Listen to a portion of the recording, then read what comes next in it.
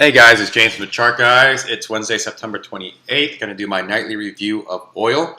So again, oil after setting this recent low and recent high, it's been this equilibrium pattern of setting higher lows and lower highs. And we were in this tightening range on the daily, and I mentioned in the chat room that we're going to break out one way or the other pretty soon, and we had this big breakout today. And this breakout's significant because of the volume. The volume here is significantly more than, I mean, if you zoom out, you could see the significance of this volume. That's incredible volume. Very, very high volume breakout.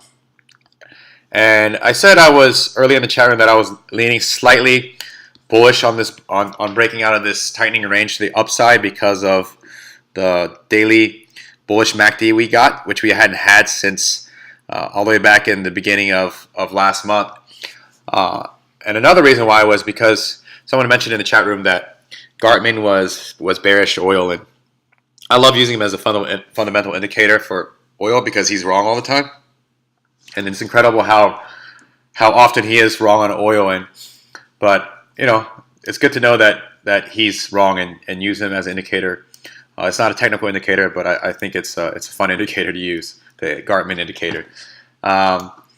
Technically, we're still in a lower high, higher low pattern until we break the high of this candlestick, which is 45.77. You could argue that breaking in this high over here of 46.55 is breaking that pattern, but the reason why I want to give it some room to really break out this pattern at 47.75 is because you saw this low here at 43, and we set a new higher low by 6 cents at 43.06. So it's only fair that I also give the upside that leeway where until it breaks above 47.75, I don't consider it breaking out of this higher high, lower high pattern.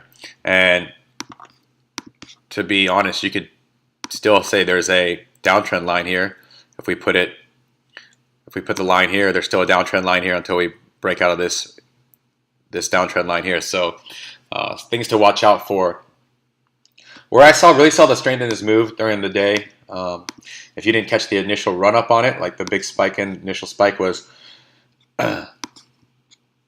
once it got up above the 20 MA on the 5 minute, this purple line, I saw this big candlestick, some consolidation, and then I saw this volume spike. So I kind of started leaning towards that's a really strong move. And then we saw this volume, red volume, kind of had me questioning it, but then it consolidated more sideways, and then we saw more volume come in here. And then this was the real indicator here was as it got closer to the 20 MA, some real volume. This volume bar right here, you see the volume. That showed me that this move was legit. And so we'll see what happens tomorrow. Again, on the daily, we need to, for me, I think we need to break above 47.75 for me to take a longer term bull position in oil, something to watch for. And on the hourly, we are